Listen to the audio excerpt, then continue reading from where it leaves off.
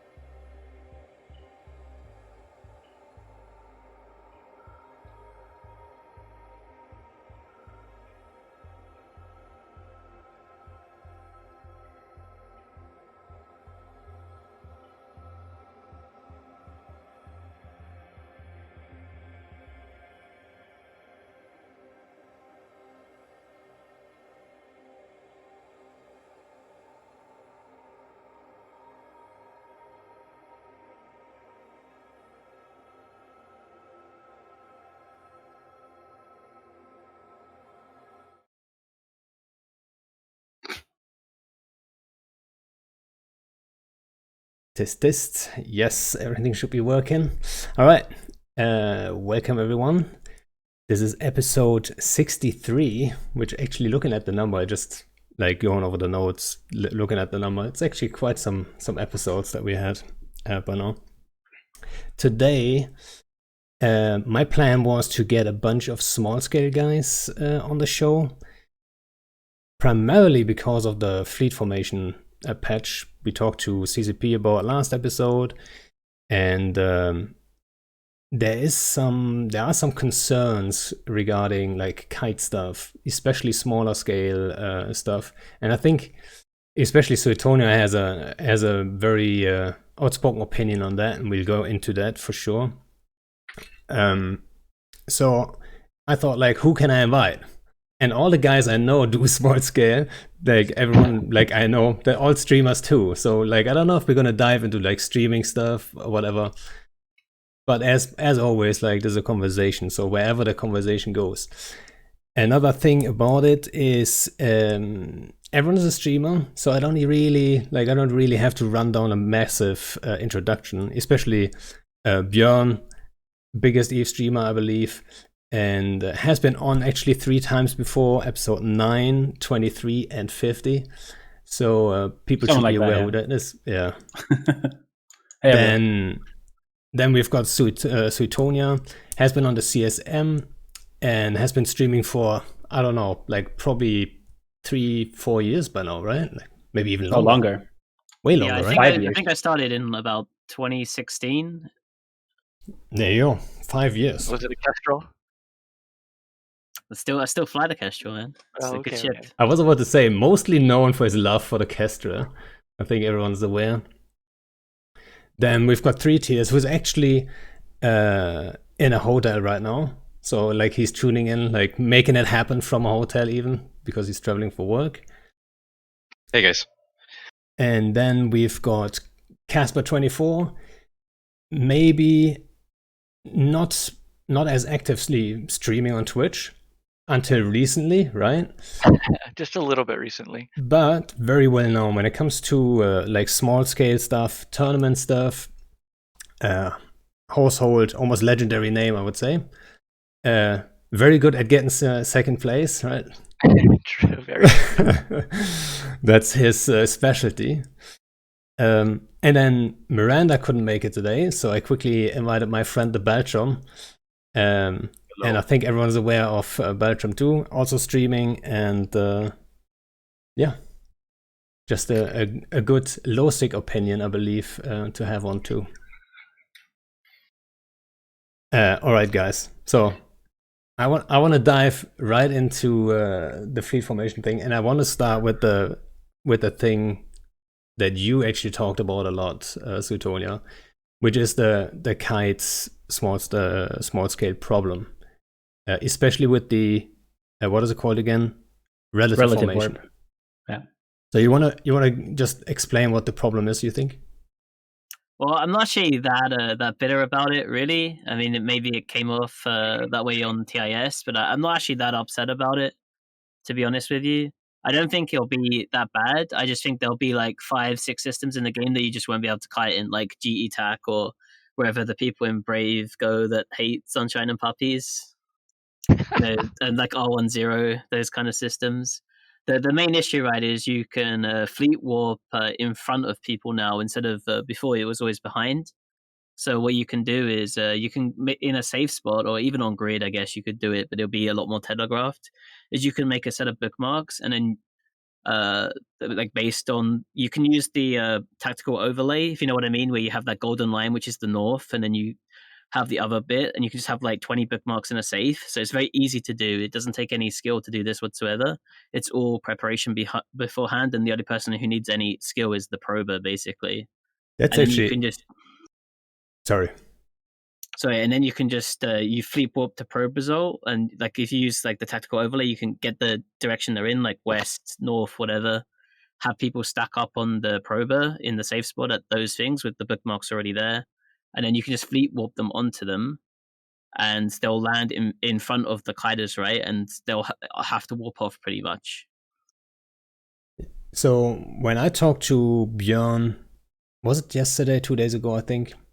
Yeah. We were talking about exactly that, and we're like, is it actually that much of a problem? Like, how big of a problem is it going to be? Like, we were also very aware, I think, I guess everyone, that you can now warp behind a certain point, which is like a game changer, right? How much of a problem is it? And I think, like what you just described, it's a lot of setup, a lot of work to pull off two in most cases, right? Yeah, it's definitely going to take about 2 to 3 minutes to set up in a system that isn't your home station. That's why I said I don't think it's going to be a widespread problem. I think it's just going to be a problem in like home defense systems, like GE TAC for Brave, for example, is a classic example of an area where there's a lot of tryhards on the Brave side who are warping like core dreads, like the same people who warp in like core dreads and like 5k a second onyxes. They're going to be doing this. So. But outside of GE TAC, it'll be fine, I think, right? Because it's the thing is like it's very telegraphed, right? It's very obvious that they're doing this, so you know it's going to happen, right? So I think I'm more scared of China than GE, actually. I don't even think it's going to take that much setup. What you could do is just warp your entire fleet, or how say your tackle squad of like, I don't know, 5 ramjags or whatever you've got, into a sphere formation of 20, and then you have a guy burn off for 2 seconds into 150, and now you can you can relative warp that entire sphere to the grid, and then have your guy that's 150 and keep leapfrogging that sphere every 150 kilometers, or using different warp ranges, you can get it 50 kilometers, or so be it. Yeah, so what would be like, so I did some suggestions. I put them out there and told them what I would think would be like slight tweaks to the whole thing that I would like to see. What do you guys think? Like, are there slight changes that could like get around some issues or make it better, make it even more fun, maybe? Get rid of relative warp altogether. Should we just wait and see how it plays shouldn't out? be able to go in front of 0. If you just change that simple thing, I love the fleet formations. I love how you can go sides, throw your Logi out back. That's all freaking great. But being able to go behind somebody, as somebody just said, doesn't take much setup. If you have 3 good pilots, a good prober, and 2 good interceptor pilots, all right, you move your interceptor way right, way left. All right, so that'll get you the relative warp, and then you can just throw ramjags as far as you want. Right? If you have good pilots and they know to go around any stop bubbles that we might want to put out, now we have to do like a star formation of defensive stop bubbles. That's never going to happen when we're trying to burn away. So it just takes a couple good pilots to go way words are hard, way right and way left of any bubbles we'd want to put out, and you can just fling them. Interceptors are immune to bubbles anyway, but if you want to get some jags, you can just go around their bubbles like that. and then you can just do the relative warp of your whatever the current formation is. I forgot what the current name of that is, but you can just warp, and now they're way past your bubbles, right or left, or up or down, or however you want to think about it. Yeah, the key thing being there though, good, right? I don't really. I think it's fine, right? If they have good interceptor pilots, then that should be fine. The thing that I'm more concerned about, right, is the fact that it's very easy to do if like not on grid, but like with just bookmarks in a safe spot, like let's off a gate or something. And it doesn't really require much individual piloting, right? On the guy's thing, to just warp to a preset bookmark and then have the FC fleet warp them in.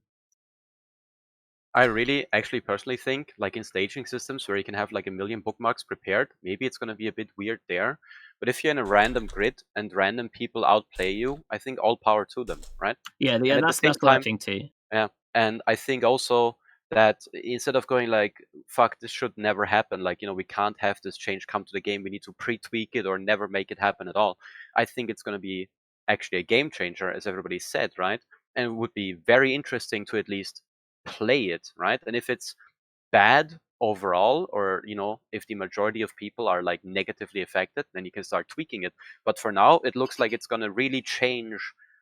Possibly, at least, there is a change to the meta coming somehow, right? Or at least to what you're able to do on the grid, right? Like it opens up things that were never possible before.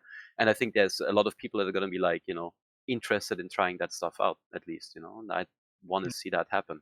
There is room for mistakes here, and which is content, right? So the more mistakes that are possible to make is good. So I won't like completely salty, because all right, an FC is bad and he warps everybody into our bubble. All right, free fish.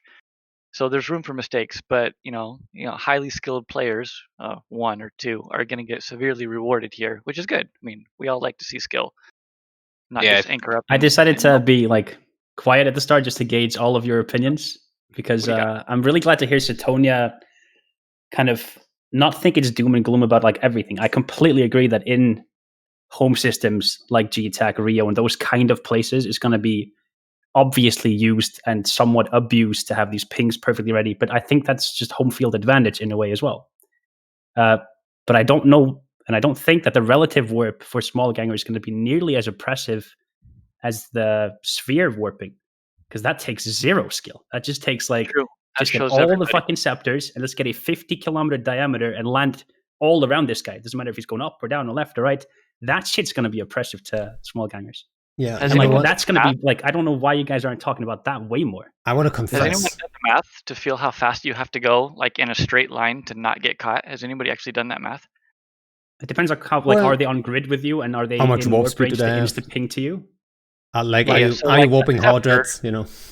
Okay, but like a scepter, how fast do you have to go as a vagabond or something, to give AP a shout out? How fast do you have to go in a straight line to not get relative warp probe done? Well, like, has anybody? I don't know what that math is. I mean, I guess you can go from experience. Like, usually if you burn in a straight line away from someone and you get warped on, how far behind you do they land, right? So usually I would say it's a 20, 30 km kind of mark if you're fairly fast. So they can warp 200 kilometers, right? Like the best case, right, is they have like, I don't know, a Jaguar that's 199 kilometers in front of the FC. And if fleet warps, like I'd say, like it takes normally about 5 to 7 seconds for someone to land, right?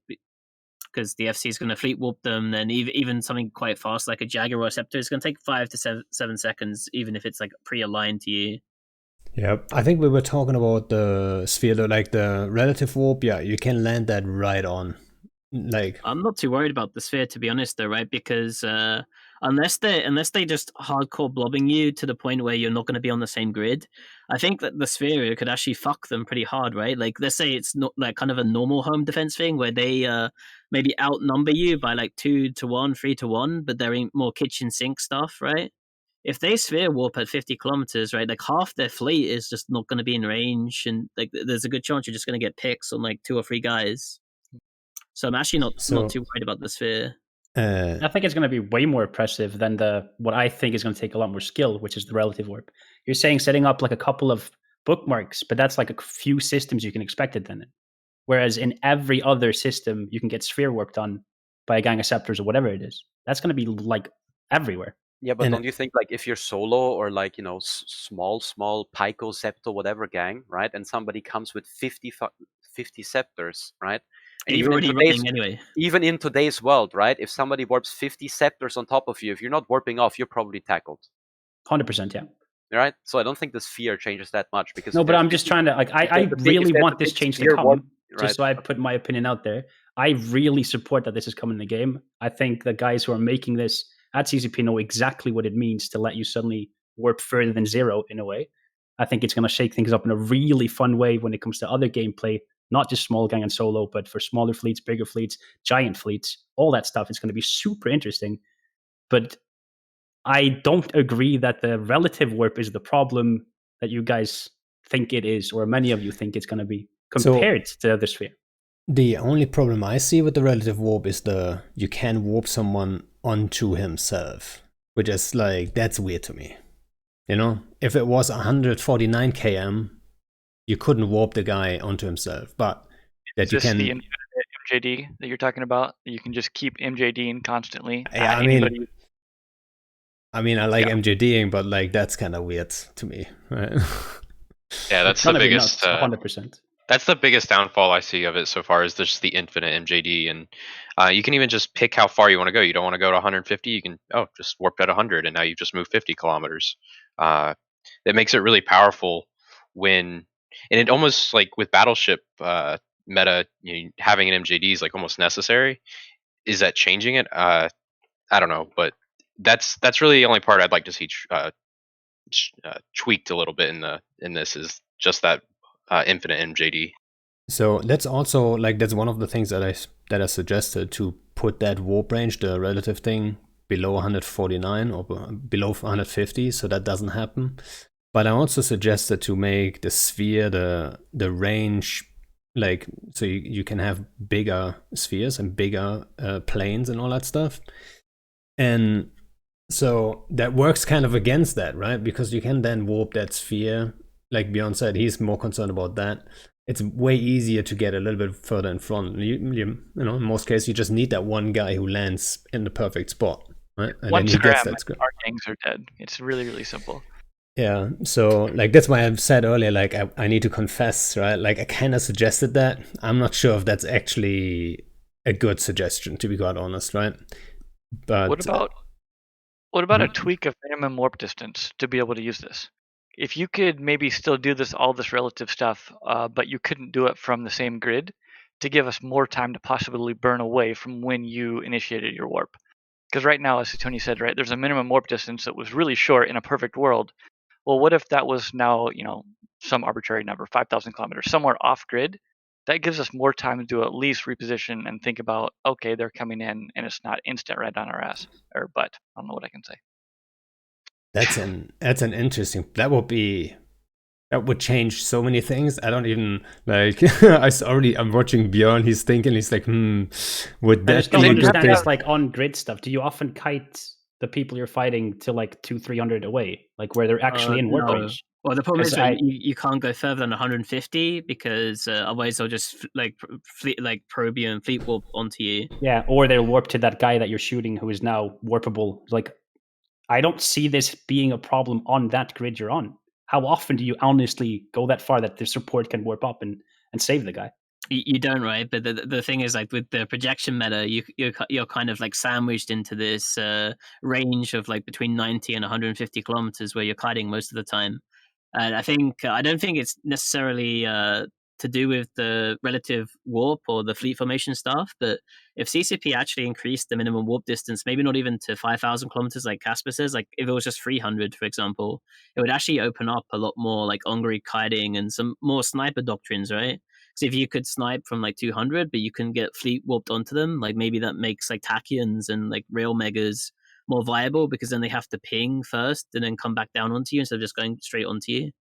It's the same thing as when you're fighting against battleships. You want to stay like 50 to 70 because you have to watch against their boosh, right? So you don't want to be right at 100. So you stay a little bit closer. This would be the same thing, all right? So now you have an area to play in where you can't get relative warped on, that you're safe, and you can play this projection meta. I don't think they're going to like change minimum warp distance. That would Like be we a can talk about it, radical but I just don't change. see it happening. dude. I've said so many things. Oh, CCP's never going to change this in the past 2 years, and they've actually changed a lot. Like they've really changed a lot of the fundamentals. Like I thought this was just going to be a cosmetic change or some change where like maybe they add on like some like weird new boost thing. Like oh, you're in a V formation, so you get 10% damage for like 3 minutes you land on grid. That's what I thought it was going to be. But this is actually like way more crazier and way more exciting. So. Props to CCP. I think they've actually shook the game to its foundations in a very big way with a lot of the changes recently. Yeah, As salty as I want to be, change is good. Regardless, change is good. yeah. I want to say like they've shown lately, or the last couple years, I would say, the last 2 years, they have really shown they're willing to do like more like drastic changes, right? They're willing to take a step if it makes sense. So, I wouldn't count that out at all. Like if you play one with warps, right? You might play around with the minimum warp range. Like why not? Also, 300 km makes total sense to me. That's the maximum lock range on subcaps, right? Why would you be able to warp to something that you could technically lock if you had enough CBOs, right? Why would you not say like, okay, if you can't lock it, then you can warp to it, kind of, you know? Like it seems like a sensible like a barrier, you know, to me. Maybe Does warping break your luck? Random question. Yeah, It does. And it kills your missiles that are in the air.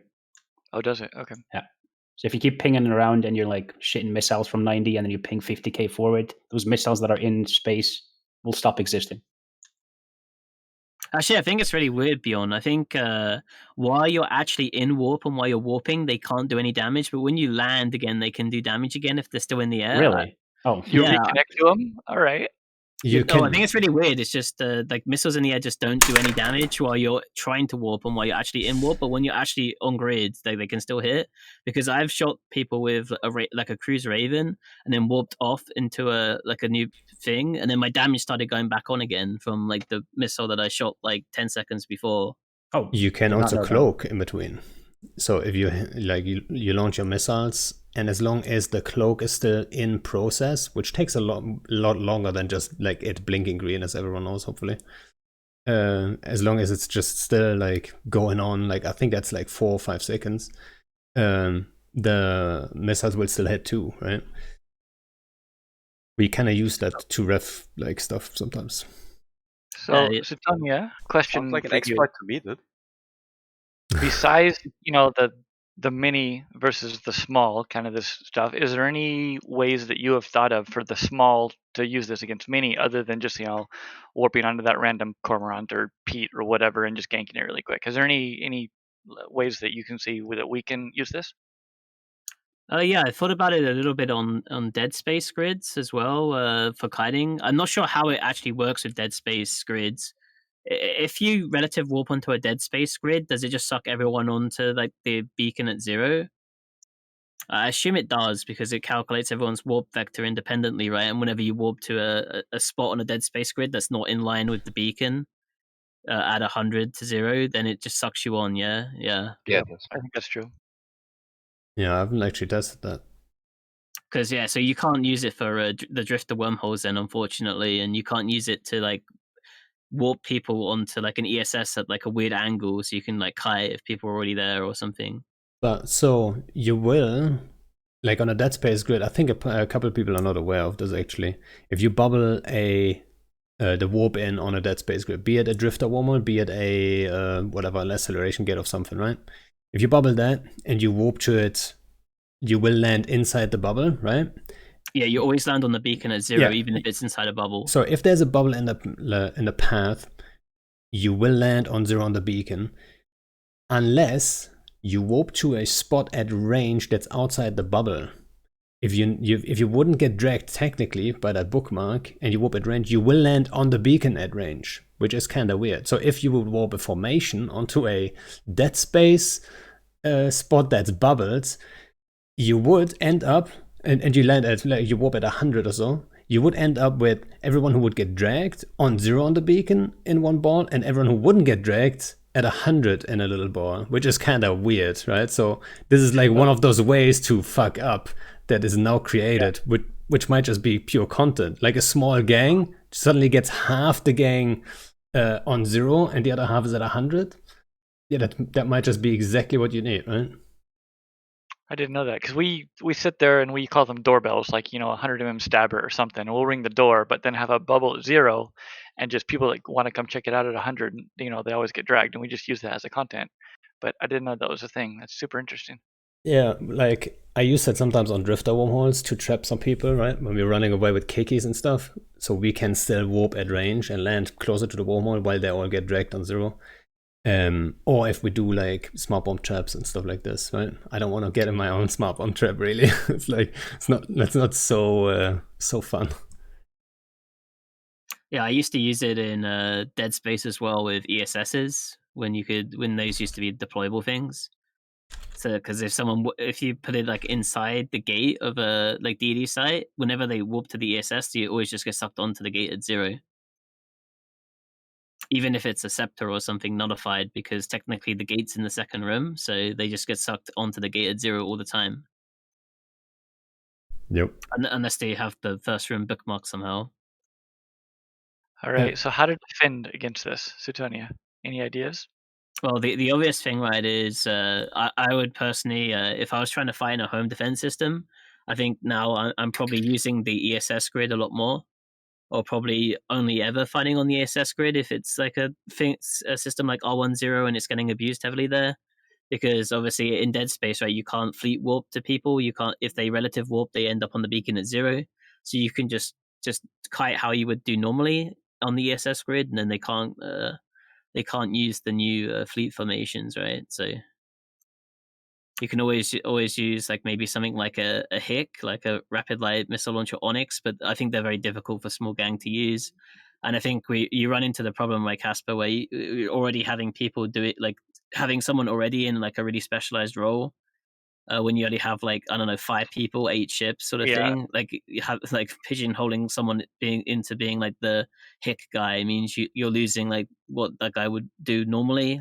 So you know, you're always having that problem of like having Everyone's too already many triple roles. boxing, and now you have a 4th just trying to fly an Onyx. And yeah, it gets rough. I mean, Well, I actually thought of a nice counter, to be honest, right? This is some 4D chess thinking right here. I'm ready. Do it. All right. So you grab a ship with close range guns and you brawl them down, because then if they warp to you, that's what you want, dude. Sure, you just solo that 50-man blob that's hunting you on that grid.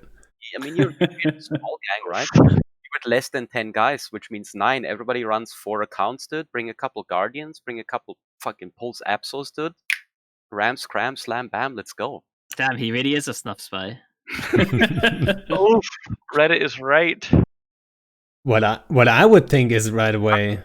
I'm just a big fan of brawling, right? And I mean, I don't know, dude. I think, yeah, I don't know. That's just what I think, dude.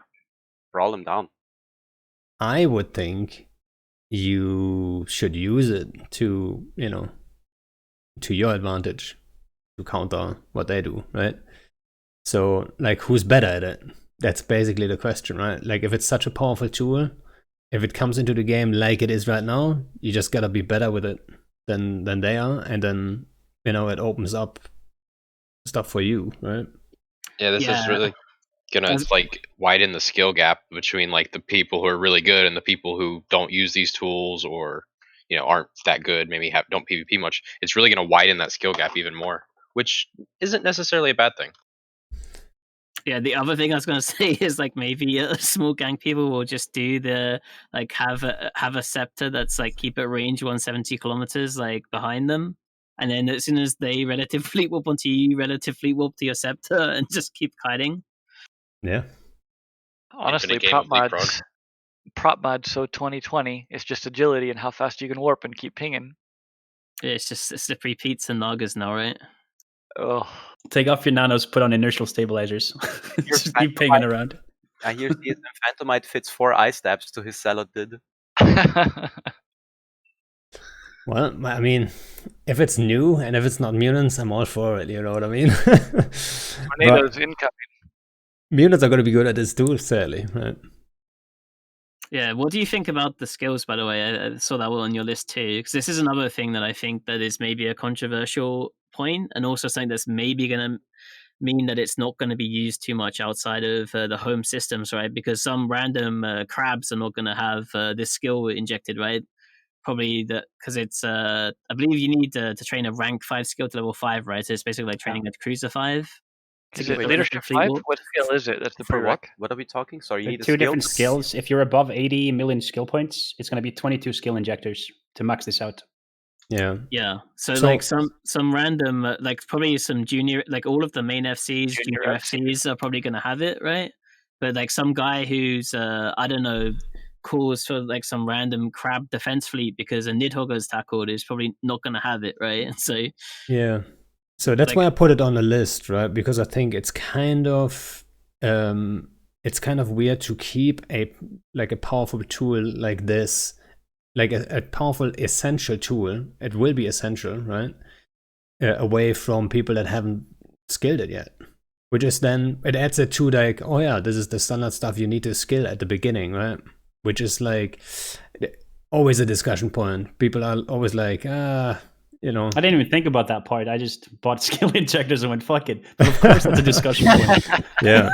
Yeah. Like, of course it fucking is. I didn't even Yeah. like Imagine think about that. you're like a new guy and you want to FC, right? You want Yeah. to start FCing. You don't have those skills, you know, so it limits your ability just naturally, which isn't like necessarily. Yeah, exactly. So I mean, or it might increase content for the first op, but there's not going to be a second op. You know what I mean? So You'd almost theoretically kind of say the same thing about like ships like the Monitor, where it's an FC specific ship. You get rewarded for putting your points into a specific role you want to do, such as fleet commanding. Just like you need to train for a Rorqual to be a good miner, you need to put your skills into your fleet command skills, rather than just having link skills, which are kind of the fleet command skills currently. One Rorqual, Lamau. yeah. But I yeah. think, but 1 second. But so the problem that I saw was like, so the Monitor, I think you can just skill Flag Cruiser on level 1. You're going to be fine, right? You're not going to get shot anyway.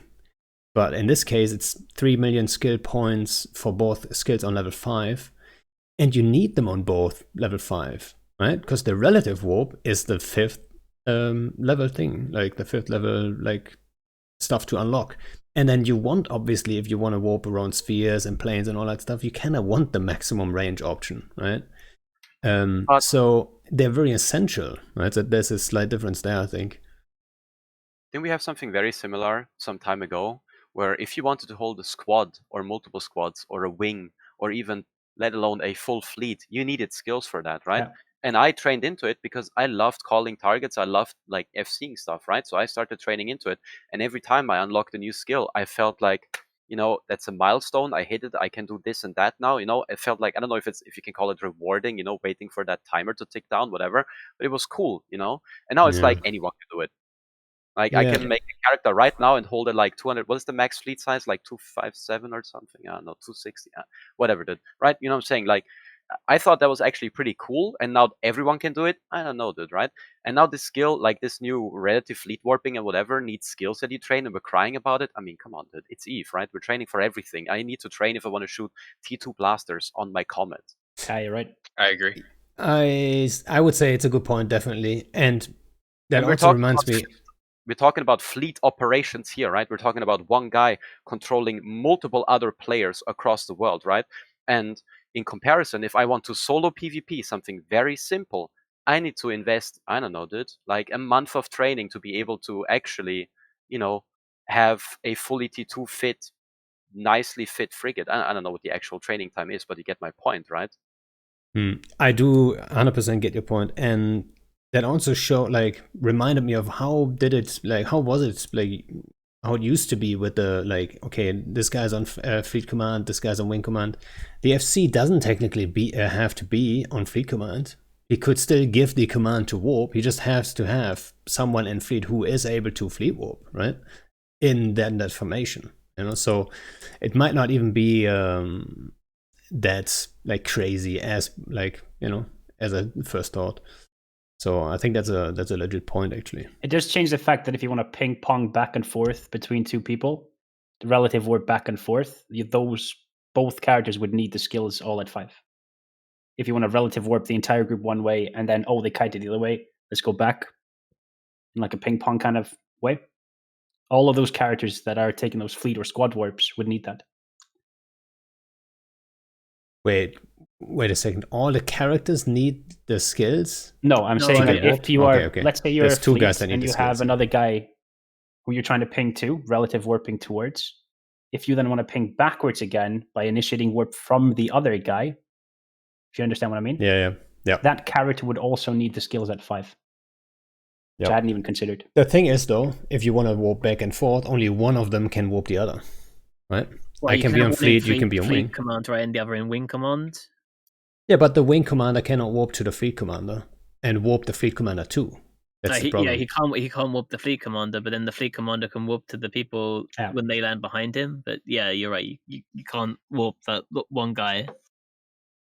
It It's going to take a while for this to be like all over the place where people are doing this stuff because of the skills.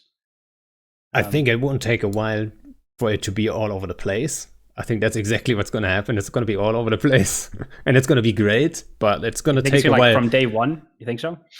Yeah, but the warp meta, that's what you mean, right? The warp meta has to develop, right? People have to figure out, okay, this is the stuff to do in this situation and stuff. Yeah.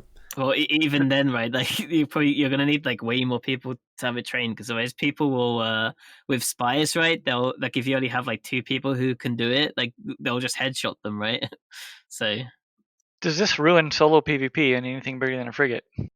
No, not really. I don't think so. Like if you're solo, right? Like you're generally flying more brawling styles anyway, or you're at least like within point like range. Guerrilla hit and run type. Okay. It's like I don't know, maybe in bigger stuff, but at least from like how I see it, from like cruiser down, which is normally what I fly. Like normally I fly like cruisers like Lex and Evisu or Kestrel or something. I don't really see it like making my sort of PvP even like worse or anything. In fact, I think if I was dual boxing and I had it on, I'm gonna train it on my like ult, my probing ult. Like I actually can see it like me being able to use it to just like fling myself on top of someone at 0. So I think it actually just gives you more tool. I mean, that's technically not solo if you're dual boxing, but it depends. It depends on how you. Are you a purist? God damn it! Panda, does this encourage headshots in big fleet fights? Because you can just like warp to their monitor, whoever you know is their FC. You could just warp to that ship and headshot that. Does that encourage that in the bigger scale? Wait. You don't really headshot a monitor though. Basically, it happens. Do they actually fly monitors? I don't know. I figured like command ships, like claymores or some shit. In Delph, it's a monster. Yeah, in Delph we sometimes do it only if we know there's only that one monitor, and then we talk to all the fleets because there's like enough firepower to actually kill it, right? And then we go, okay, bow. But it's so like rare. 1,200 ships. They usually bring like 7 monitors for each fleet, so I don't even know why. Fair. I never fly even monitors, right? I don't like it. Like. They're gonna buff it though, aren't they? Wasn't there something on Obelix with adding a bay for drugs and stuff, so you can actually take Quaif and Overclocker and keep up with some of the faster. I think that's a pretty good addition. You don't need mid-grade snakes to anchor for Munions now, right? You can just take Overclocker 4 and Quaif, and then you're fast enough. Yeah, I used to bring someone along who carries my drugs. So when we undock, I inject the stuff, and then someone has another set. I used to do that a couple of times, but then at some point I was like, I'm gonna get this mid-grade snake set, even though I know one day I'm gonna forget it and I'm gonna like die in some stupid ass ship in a snake set. And the other day I was actually toasting in Aguila just for fun. Like I was catching up with the fleet. I'm in Aguila just solo toasting around in that constellation and just taking every fight. I'm like having my fun, right? And then I realized, oh shit, I'm in a snake set. And then there's like little gangs hunting me and stuff. And I had to just like scout myself home quickly. But yeah, it almost happened. But yeah. I want to go back to like so little tweaks. So now we talked about it a little bit. I suggested the relative warp below 150 and the overall those spheres and stuff to be a little bit bigger, which I'm not too sure about. So what is like Casper is a little bit more drastic. He says remove the relative warp. Or at least the minimum warp distance, so you can't just get continually MJD done. Yeah, or increase the minimum warp, which is also a little bit drastic, I would say. I mean, I don't know what the consequences actually would be, to be honest. Like, I have to think about this for like a couple of days before I would even like a no. It would be another big change, man. It might even bring back like sniper battleships, right? Like if you could snipe someone from 200k with like tack-ins and That is true. railguns without being able to fleet warp directly onto you, they have to ping first and come back onto you. That gives you a lot more time. So like Yeah.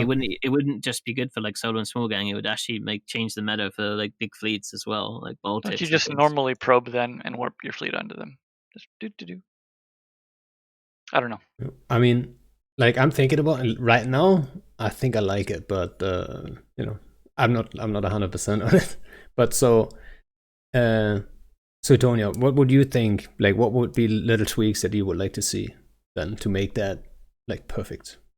I don't know. For me, it's probably minimum warp. Like I wouldn't be as drastic to remove it because I think it's really cool.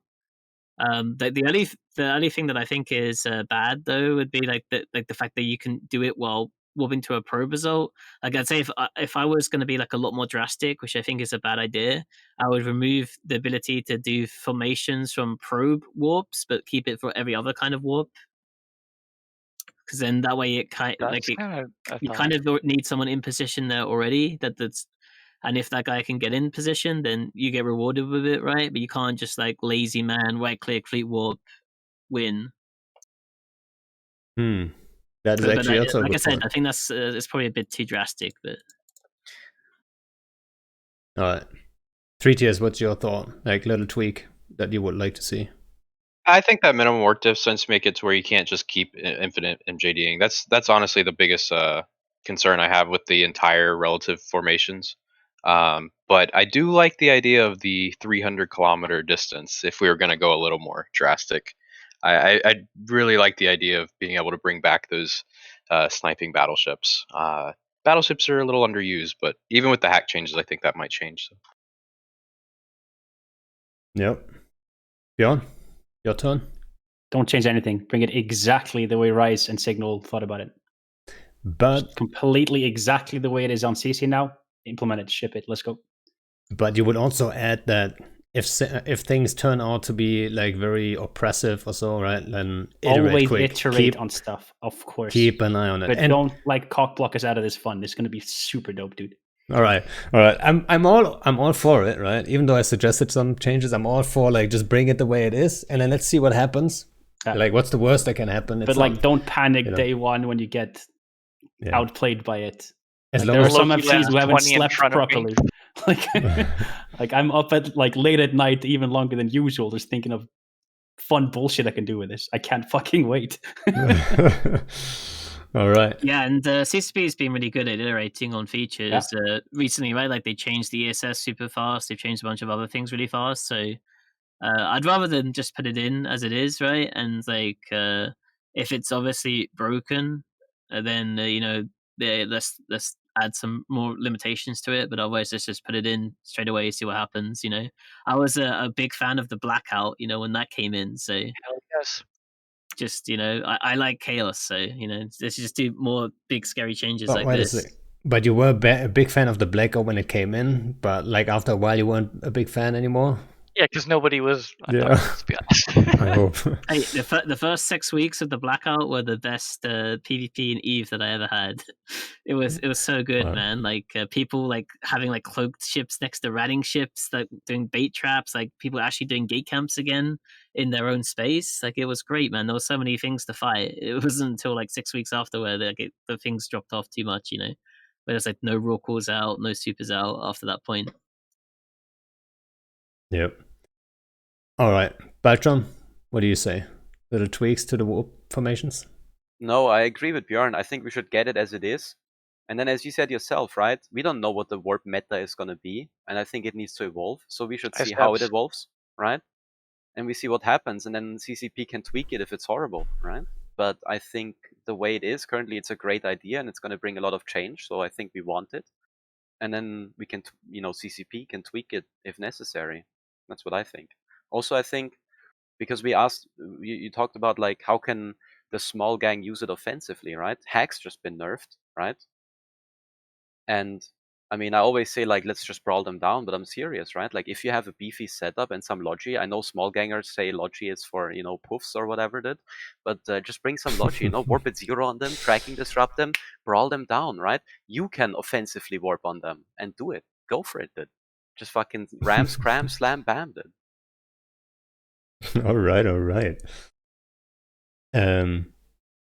So we were talking about the skills too. And Also, yeah, the skills, right? Like, it's not like everyone is going to immediately be able to do it, right? Like, not every single, random Ishtar is tackled in anomaly XYZ, right? The fleet comes in, you kite off, and random fleet commander starts fucking, what's it called? Relative warping the fleet on top of you, dude. Not everyone is going to have it far away from everyone, probably. Well, my argument would always be like, not everyone can use the skill technically, and then not everyone has the skill to use it properly, so Yeah, it's double, right? Like, even if someone injects it, they're probably gonna everyone's fuck probably it gonna up. fuck things up, man. I can't wait until someone like sphere warps like 20 scepters to me at 50 kilometers, and then they all end up like super spaced out, and we just frag one, and it's just an easy kill, man. So You know how good this makes Hecates, however you want to say it, by the way? Just instantly fling them 1,000 DPS at anything you want. Just pop, fling, pop, fling, pop. Or Windrunner tornadoes, I think, are going to be quite fun. Yeah, if you're really good with the warp stuff, right? That's where skill comes in, and it is not a skill for one guy, which I like. It's a team thing, really. Like, one guy has to position perfectly for one warp in, and then you get one kill out of it or so, right? Like, but to repeatedly do it, you need more than that one guy. You need to and then what if that one guy dies, right? So you always need like a couple guys that are really good with this. So if you have a group and you can breed some skill with in that area, that that can get you quite far. So yeah, I'm hyped for it. Let's see what happens, right? So one thing I wanted to talk about too was, since we talked about skills and all that stuff, CCP announced something that's a little controversial, at least, which is the expert system. So who has a strong opinion on the expert system? What is the expert system? I have no idea. And maybe some people on stream want to hear as well, but I actually legit have no idea, dude. All right. I just heard some crying on my Discord, like in my corp chat, but I have no idea what it is. So I don't know why people are so upset about it, to be honest with you. You want to quickly explain what it is? Sure. So basically, it's kind of like you are able to rent skills, I guess, from a certain set. So, for example, there'll be like an expert pack, I think, for like mining barges, for example. So you could, even if you don't have the skill to fly mining barges, you could buy an expert skill pack for mining barges, and that way you can, and it would last 7 days, and in that way you can fly a mining barge for a while, and you can still train mining barges while you have it. And I think the idea, right, is that they do it for like entry level stuff, for like exploration or mining barges or some stuff, right? So you can try out a play style before you like commit your skill points into it. How do you pay for it? ISK, Plex, the ISK real dollars. money? I think it's Plex from the NAS store. So I assume you will be able to buy it with ISK if you just buy Plex from the market. But I don't know if it's going to be on the so the you could inject a C6 farming fleet for 7 days. Twitch chat says $only. Dollars only. Okay, I might be. Well. I don't like that as much then. So I don't think that's. I think that's probably not correct. When I say dollars only, they mean the Plex shop, right? So you can only buy those in the shop, but it will be an item that you can trade in game, I'm pretty sure. Right? So then someone could buy it in game for like ISK, or like I don't think so. I think it's account based, that you can't trade it on the market.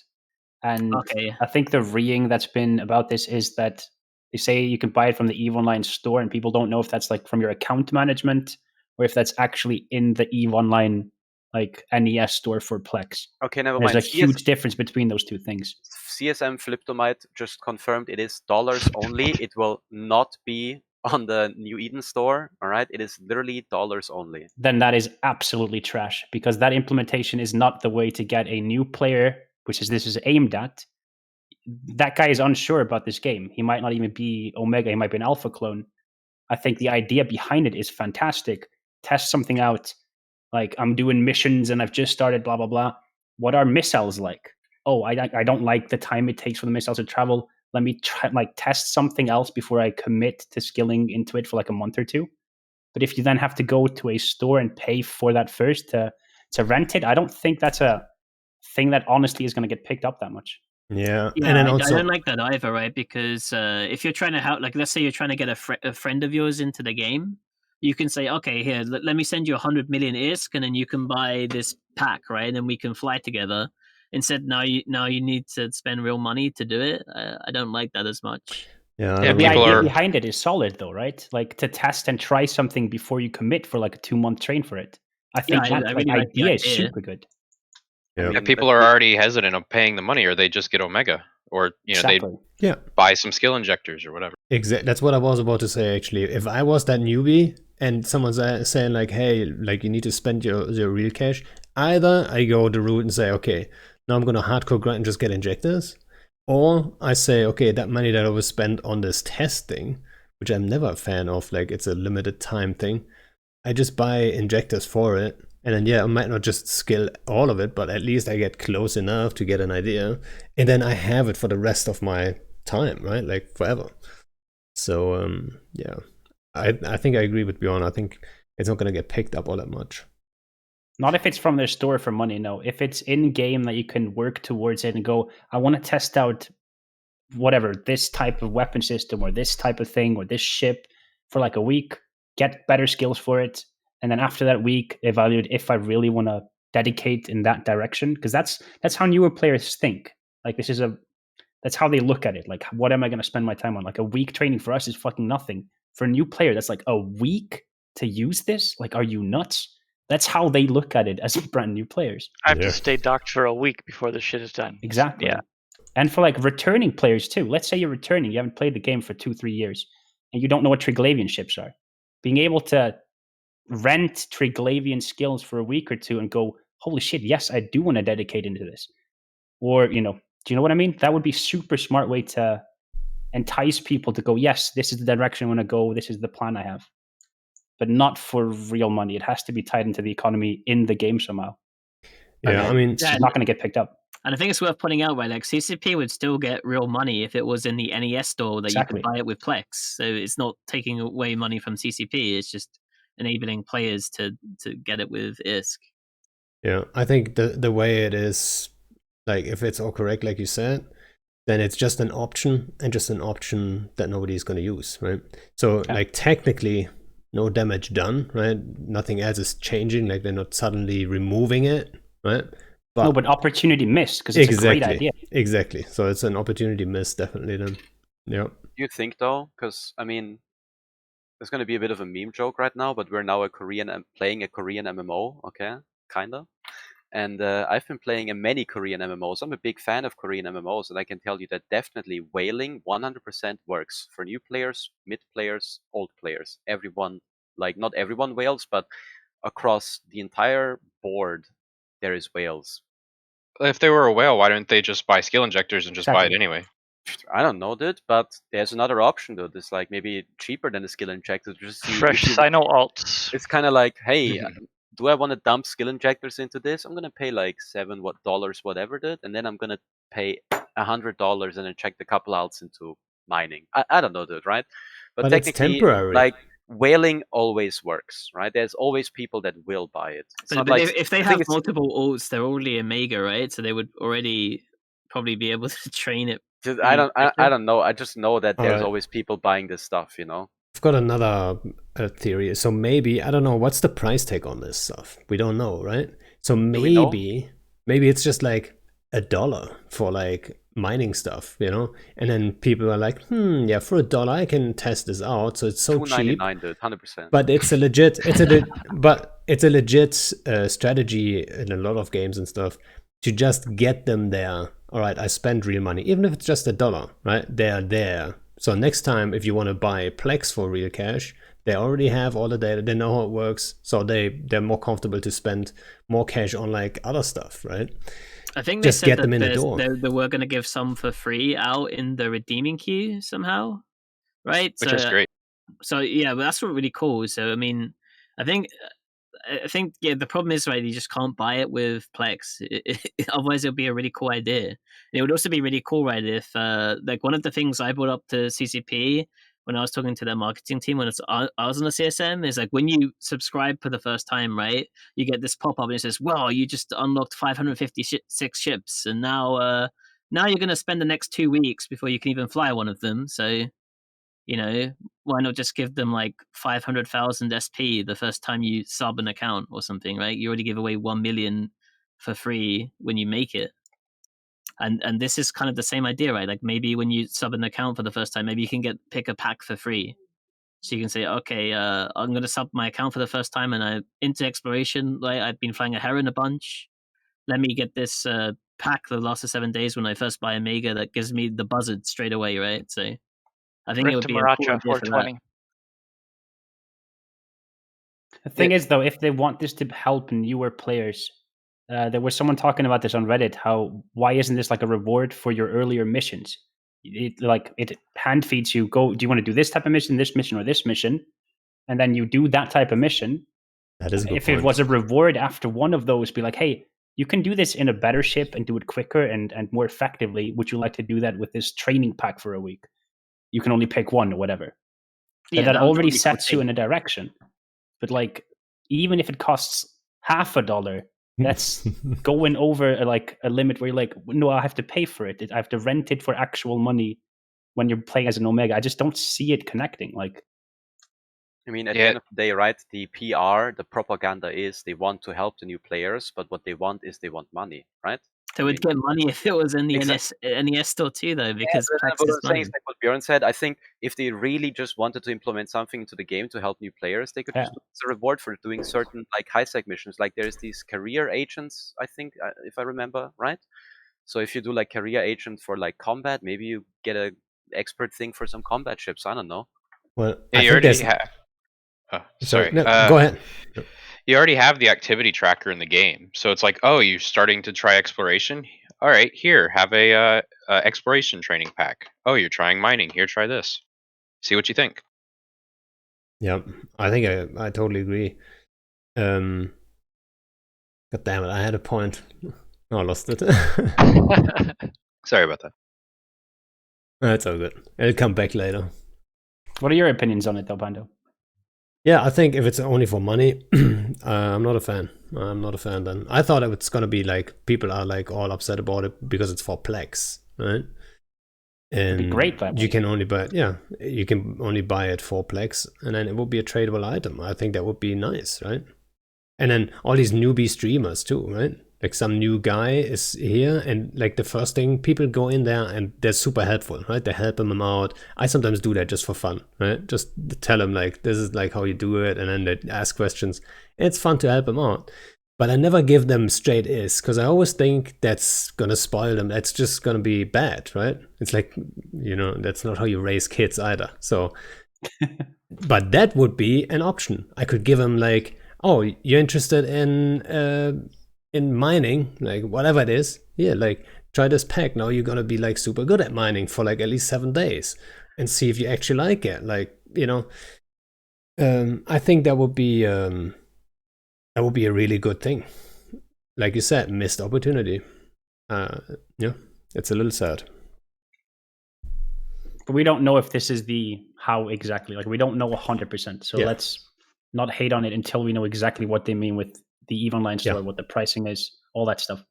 But like my opinion is, even if it's just 10 cents, it's giving your like credit card to something that you're not 100% sure about yet. You're trying to entice the newer ones. They're talking about this 1.8 million players who come and then leave. You need to like baby them a little bit more, not by like, hey, would you like to pay me before you're sure about this stuff? Absolutely. Yep. One point that I had on my list that I forgot actually earlier, the skills, like what I always wonder is, why don't they release the skills before the stuff is in the game? Like for example, the warps. Like why don't they release those skills already? Because for me, it's so annoying. I don't know what to skill. I've already got everything skilled. And now there's new skills in the game and I kind of have to inject them. You know what I mean? That's so annoying. Like, They want now you to there pay is money something for to those skill. injectors. They don't want you Yeah. to train it. It's It's so okay, annoying Pando. to me. Just don't fly fleets for the next 2 months. Stop it. Like, I've got, like, I accumulated some free SP, but I spent it on something else. Something got in the game. I forgot what it was. I spent it on that.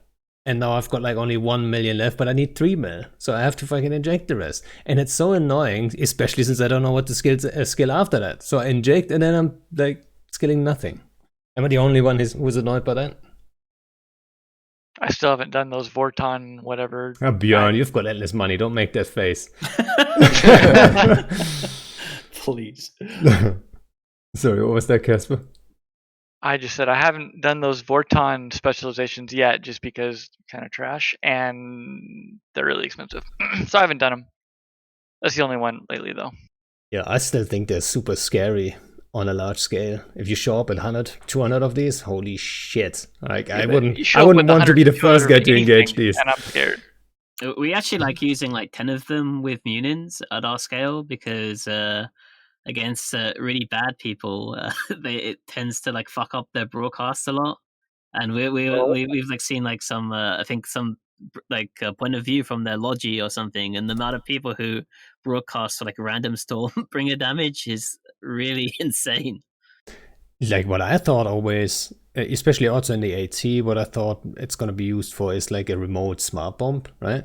So in the AT you have a lot of like shield and armor bots going on, and they're on hostile ships, and you don't want to sit right next to that Vindicator who's getting repped, right? Not necessarily. I mean, unless you had a Vindicator. They did that against us. They wasted our Rubisu and who Tempest? Yeah, Tempest is the one who beat us. They kicked our ass. They put what's the cruiser called? Skybreaker. They put a Skybreaker on our Rubisu and just killed our entire fleet's RR bots in like a couple shots, and then it just died like a sack of shit. So it has been used to great effect. Yeah, so that's what I thought people are gonna use it for, like remote, like projected smart bombs kind of things. They're also really good if you dual box, I find too, right? Because you can on your like they're not going to primary Stormbringers over Munins, for example, right? Because Stormbringers have like 3 times the HP, and they just want to kill the Munins, right? Because you need to kill the critical mass of the alpha of the Munins. So you can just have like on your order count, you just have a Stormbringer, you just shoot their monitor, it doesn't even matter, right? And it's just bouncing onto them, and then you just tab back into your main and just fly your main Munin properly. Just zap the monitor the entire fight. yeah, just leave the gun on the monitor, right? Yeah. As long as they're anchoring up closer than 10k, it's always bouncing onto them. Yep. And it's always forcing their bad guys to broadcast and piss off the logi.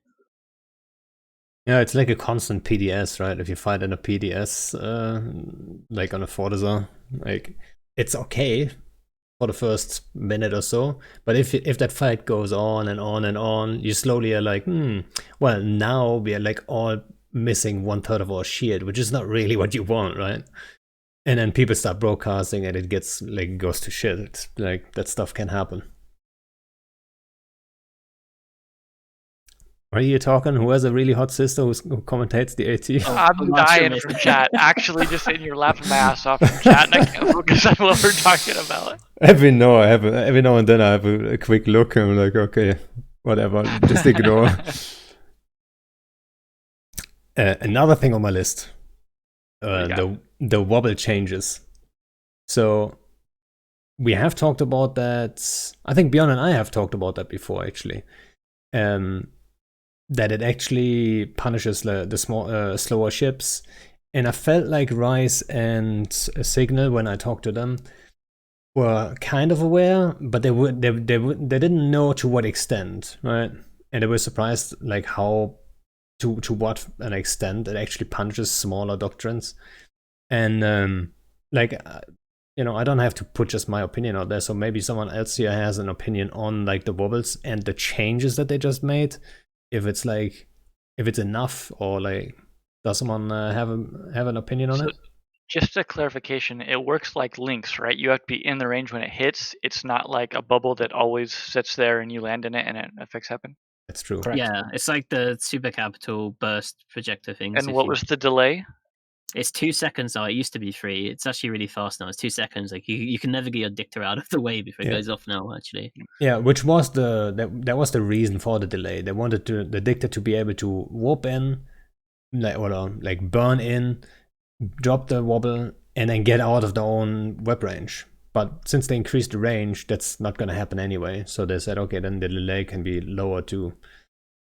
I would say you could just remove the delay, but I've never actually ever seen one used against us ever. So I'm interested to see what people come up against. And obviously we've never used one yet. So I'm interested to see. Like they haven't been used yet against us. I think they might actually be a lot more used now with once the relative fleet warp comes in, right? Because one of the problems is like if you warp a dicta in, right, it's always it used to always like kind of land in range, and if you like burn into them to like drop the bubble and web them, like normally your dicta's just gonna feed before it gets there. Even if you're using like one of the like combat probing ones with a wobble, like I think some people use Eris for that. And because like interdictors have been buffed too, like you can catch reps in like a heretic now. That recent buff or a flycatcher. These things are like a lot tankier than they were before. And you like EHP. Yeah, I tried once to just sit on top of like an enemy guardian gang in a heretic and just like wobble them again and again and again and again, just to like slow them the fuck down. But it was on like one of the fleets we did with 3TEARS or something, the Baleful Dysnomia one. She was seeing it, and I don't know like if it had any actual good effect. And this was before they got buffed recently. But I do think I'm going to use them for pinging on grid with fleets in the future. Relative warping, you go bubbler, wobble up in 3, 2, 1, and then you click warp. So you initiate warp, you wobble your own fleet, fling yourself into warp quicker than you would have, and like ping around quicker around that grid using like a mass webbing on your own fleet. Yeah, another thing that I think they're much stronger at now as well is catching people when they come into systems too. So when they used to be 10k, right? Like you would only catch like maybe 1/3 of their fleet if you dropped it on a bump. Like normally you sit on a gate, right? You drop it, then you jump, so your dicta doesn't die. Whereas now it's 15 kilometers. It actually hits everyone as they decloak on the gate. Especially if you have like another saber with you or another dicta with you. One does bubble, one does wobble, and then you can hit almost the whole fleet, right? Do they stack? No, they don't stack. It's just one effect. If you get hit by another bubble, it just refreshes the duration. That would be the nerf to hex right away, to shield guardy hex right away. If it would stack, you just have to land one, so it's easy to land the second one, and then you hit the third one, and then you just warp in at all of them. It just stacks. Yeah. But you know what? What was also interesting? Sorry, what were you saying? I was just saying, like, currently how we fight Munins is, against a bad FC, obviously there's a difference, is we just web their anchor, and a lot of times an FC is not smart enough to say switch anchor, right? And so now all the Munins are sitting at 0, and we just own them. So that could be used in that place now. But now you could use that wobble against, a Munin fleet as, a smaller entity, and, now you can get into their guns a lot easier, because if you can control the webs of a Munin fleet and get under them, they're kind of worthless. So that could be used in that way now, like for us, and as a small scaler. Yeah, and what I just thought, so you asked about the wobble and how it works and all that stuff, and it's like links. So what if it wasn't links? What if there was actually an area in space suddenly where you're just slower? Like, I don't know. And like, would like 100-kilometer path from a gate at 100 all the way 0 with just a shit ton of wobbles that just are sit there waiting for you, and you're completely owned. Yeah, but setting that up, I mean, if you're so predictable, then you kind of deserve it too, right? So actually true, very true. So I think, like, and then also you could drop a wobble in front of them, and they would kind of stack up, which then would open up for like some AOE stuff. Maybe that's where the bomb run comes in. And also, you could control a fleet into a pipe by putting wobbles around and put them right down where you wanted them to go. Put up like little signs with arrows, like please go here. This way, please. Left turn. Yeah. You can do that now with formations. You could like put up like a POS force field. You know what I mean? Like some area that people just get bounced off. Magnetic wobbles. There's positive and negative forces that shove them or yank them. I like it. Yeah, I wonder if that would actually be cooler, or if that would be completely broken. I don't think it would be broken, depending on how long that wobble obviously holds there, right? But yeah, just a random thought. When you said that, I was like, yeah, why wouldn't it work like this? Yeah, Is I it think it's 30-second probably duration? it's probably a server thing, right? Because like when you put down when you try to warp in a dicta bubble, the game checks to see that when you try to start your warp. That's why, like, if you're MWDing like towards a bubble and you initiate warp, and then you can still warp even if you go inside the bubble, right? It only checks for the bubble, like when a new bubble goes up, and when you try to warp before you try to warp. So true. it isn't that like taxing on the server. Whereas with a web bubble, right, it would have to check like every tick who's in it. So Can you control super fighters with web bubbles all the way around? Say a super fleet lands, you just put web bubbles all the way around them. Now their fighters don't get to you as fast at all. Does that work like that? I mean, I guess. I don't know. Theoretically. I don't know if it affects fighters or not. I assume it does, but I could be wrong. I'm pretty sure it does.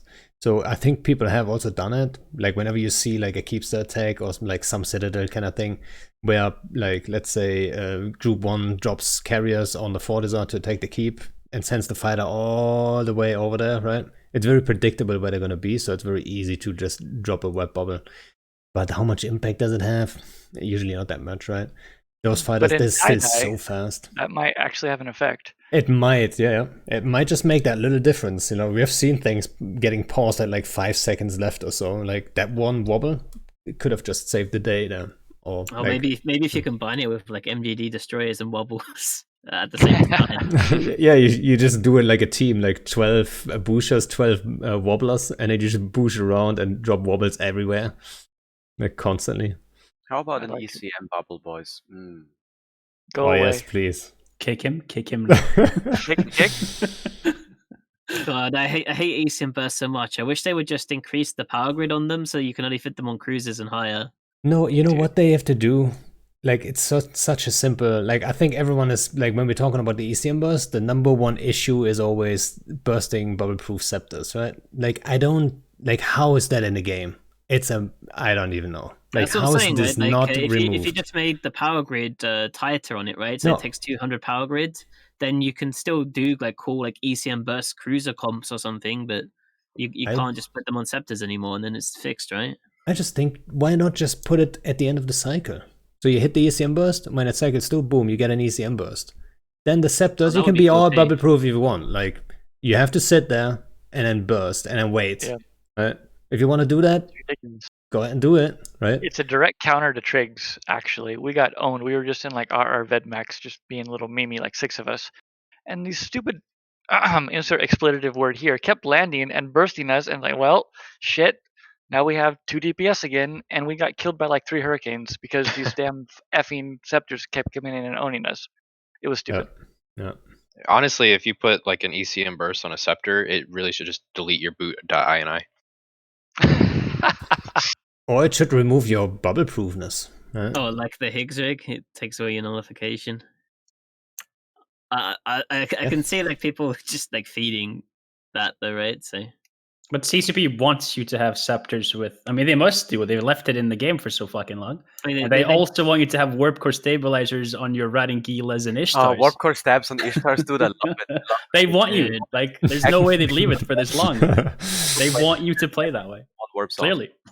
No, I think what happens, there is a couple of these things, like warp core stabilizers and, I don't know, like ECM bursting scepters. That's probably on their list. But there's always something more important, right? It's just so far down on their list. They're like, yeah, well, like bubble-proof scepters with ECM burst. It's not that big of a deal. We'll do it next week. But by next week, there's like 3 other things on the list, and they'll never get to it, right? That's what it feels like to me, because it's such an obvious thing. Like, let's be honest. Have you ever seen someone who actually says this is good gameplay? Like, never. Maybe that one guy who's like number 1 on Z-Kill, right? He loves it. Seer Breath. Nikhil needs to get deleted too. Does anybody know Seer Breath boys, or whatever his name is? That's all he does if he still plays the game. Dude, Lumpy Mayo. I don't know how to pronounce his name. I can type it in Twitch chat. What they need is to hire some random guy, throw him in a basement, and have him fix all the small problems in the game over a couple weeks. Yeah, it would be You can nice. come out. You can come out whenever ECM bursts are off scepters. No problem. Your plane does autopilot, right? 3TEARS. You know, you could just over those long Atlantic flights, just fix it all for us. CCP, pay for my coding and There we hire go. me, and I'll do it, man. What did I want to say? God damn it, again? You love warp core stabs. Yeah, Yeah, Panda has like 10 like triple stab dish totals. They're in Fountain right now. They're actually space, and he farms while he's at work. What? Yep, totally do. Like I don't think anyone is Ishtar reading in Fountain right now. I don't actually know. I don't know what's going on in Fountain. Maybe there is actually. All right, what else do I have on the list? I had a hack meta. Obvious thing, right? Is it fixed now? What do you say?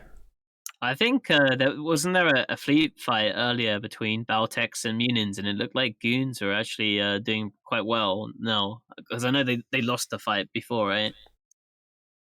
And I know there was a dark side fight that I saw with dark side Shield Max versus a Cerberus fleet in Gemini, and the Max absolutely dumpstered them. So, although I don't know how much of that is dark side owning noobs though, or if it's like a decent dark side are really dark side are really good though, right? Like, and especially when it comes to like the kitey stuff in a fleet setup, right? Not like small scale, but mid scale fleets. Like, that's probably their fucking jam. That's just what they do all day, right? So they scare the shit out of me when I'm public fleeting, dude. When I see them, I'm like, oh no. Yeah, they're slippery and fucking put on DPS. They know what they're doing, dude. Yeah.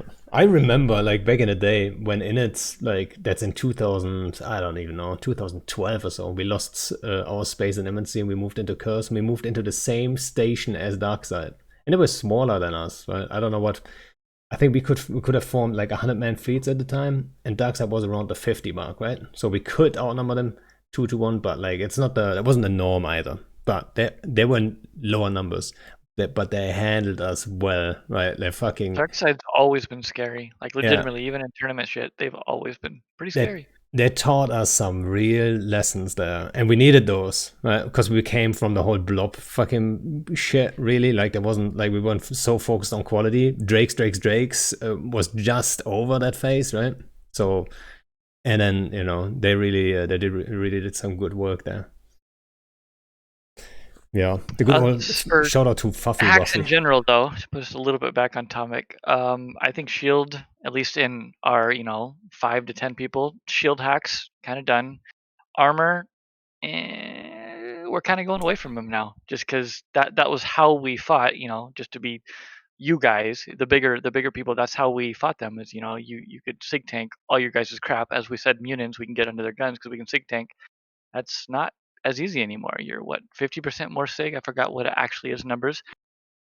But it's huge. You get whacked from battleships, you get whacked from Firaxes, you get whacked by Cormorants now. All this shit really, really hurts. I think Cormorants would attack you regardless, right? Yeah, true. But like Firaxes are now legitimately just a direct counter, where you could get a warp and you could web their anchor, you could get under them. Now that's effing scary. Let's be honest. Not that much like ISK.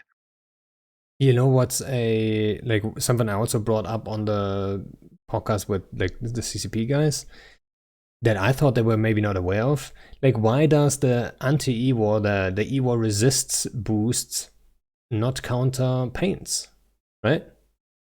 So if you have a link up for your own E-war, it boosts paints, damps, all the E-war ones, right? ECM and so on. But if you have I forgot what it's called. Hardening, electronic hardening. If you have that running, it counters dams, tracking disruptors, and like all kinds of stuff, and ECM. But it doesn't counter painting, and I don't get it. Like, why? At CCP, but then also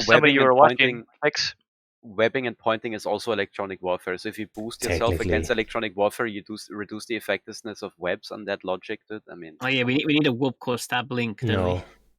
But we need to throw that to the guy in the basement. No. Baltrom, the E-war boost bonus does not boost webs and points, though. Right? I mein, okay, I get it now. You're not going off like the entire like category, going off like what the booster boosts and what the resist.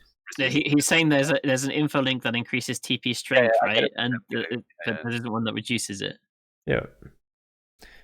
And I thought that like if that would change, then AHEX would have a little bit of a buff in a way, at least, right? So you could actually, I mean, you can paint like with bonuses and like the right ships. You can paint any ship to like a fairly big signature. But even a monitor. But even a monitor, MWDing, given like some triple paint from a rapier, you'll have a big enough sig to hit it. With mutants, you can hit that thing, no big deal, right? Even though it shouldn't be, right? So you know, it's just, you know, a random observation, I guess. The whole hack change seemed like it was this huge, you know, hammer for all the hacks, but really the only maybe or just this mutant and maybe the Serb needed it. It's Or like Eagles maybe too, right? oh yeah, Eagles of course. But like all of them getting nerfed like that, I don't know if that was necessary. Well, all MWD hacks got that nerf, right? Yeah, of course. Which is all. No, well, AB zealots are definitely not MWD. With an AB micro updrive to every hack, right? Like if you Well, want. yeah, but the side effect why was a lot of like solo small gang hacks with MWDs got nerfed from it, like the Vagabond, for example. Yeah, Right? that's what I thought as well. Like Vagabond and like I don't know. I sometimes like to fly in Ishtar for some reason. Huge 6 on those ships now. Yeah, I mean, so I still think, and I know I've brought that up many times, I still think like it's the gun platform that actually is the issue there, right? It's not necessarily their shield and Kaidi, but they have so much range, and it should have more of a like a penalty, I guess, right? If you bring like an MWD, like a Vagabond with ACs, like you should have like an advantage over, for example, an MWD, like an RT mutant, right? A standard mutant. You should be like way faster. You should have some sort of advantage of it, right? Be it like a signature on guns or be it mass on guns, something. I feel like you should like there should be something like on those guns that, you know, that would then balance it out, right? To a degree. Nerf projection in general would actually be kind of cool. Yeah, I think I said that a couple times in your Twitch chat, Pando, where it's like, you know, ACs have like what 10 km range or some stuff, right? And do like 700 DPS, 600 DPS. RTs do 500 DPS, but have like 10 times the range, right? It's more than 10 times optimal. It's like 30 times optimal. Yeah, you know what I mean, though, right? Like the point I'm trying to make is like the DPS loss compared to the range gain is completely out of proportion, right? Yeah. Are beams still more damage than pulse? Like straight up, is that still true? Yes, it is true. Not with conflag anymore, though, right? Because they buffed attack to ammo. But if you're comparing like multi-frequency to multi-frequency, beams do more damage than pulse. Yeah, that should be completely fixed. Like nerf projection in general, make fleet battles a little bit closer. That'd be a lot more fun. Well, they nerfed Logi, right? So they can probably nerf gun DPS a little bit without like making stuff unbreakable. So. Well, nerf the range just, no? I mean, I don't know, there's like this cruiser shooting out to 120 kilometers, right?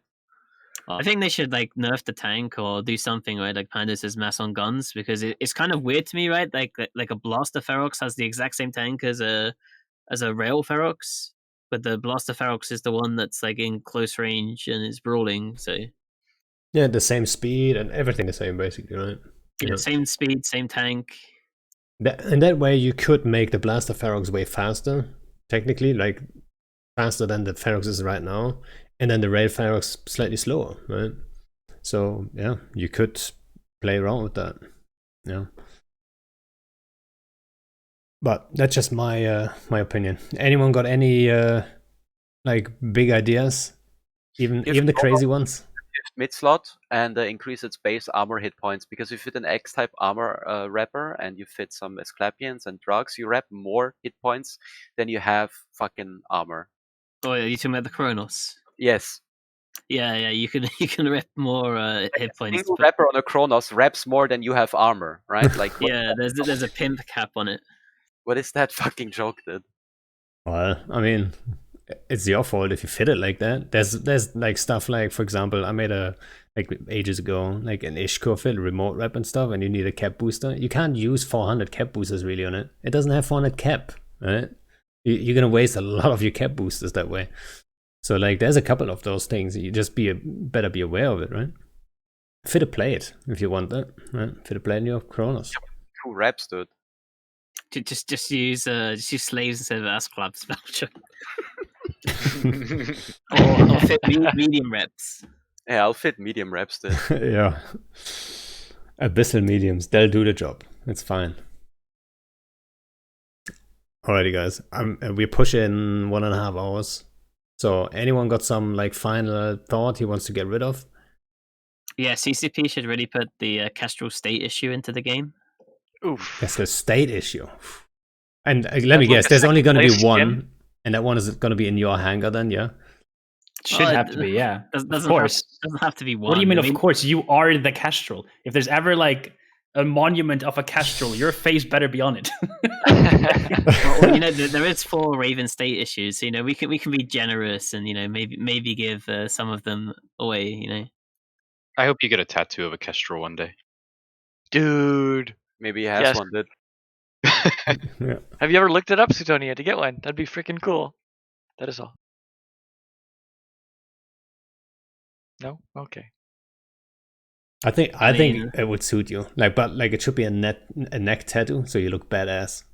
Like the Kestrel should like come up here, right? You look like a fucking like just came out of prison. And it should get like a barcode, which is like the like if you look up your character on Zico, it's got like a number or something, like your character ID should have that as like a barcode. And you can have the missiles, or you can have missiles like as teardrops, and then a big kapow on your forehead to make it complete. Oh no. That'll be something. Alright, guys. If nobody has anything else, then I would just say thanks, everyone. I enjoyed it very much. Thank you for having us on. I think that was Thank you, Pando. Also, I see Signal in chat. I hope you got some info out of this too. And yeah, guys, everyone, thanks for hanging out. And I would say see you guys on the next one next Friday. Bye. Yeah. Bye. And whoever is lucky, there is a Vexor skin for you. Oh, passed, actually. Not lucky.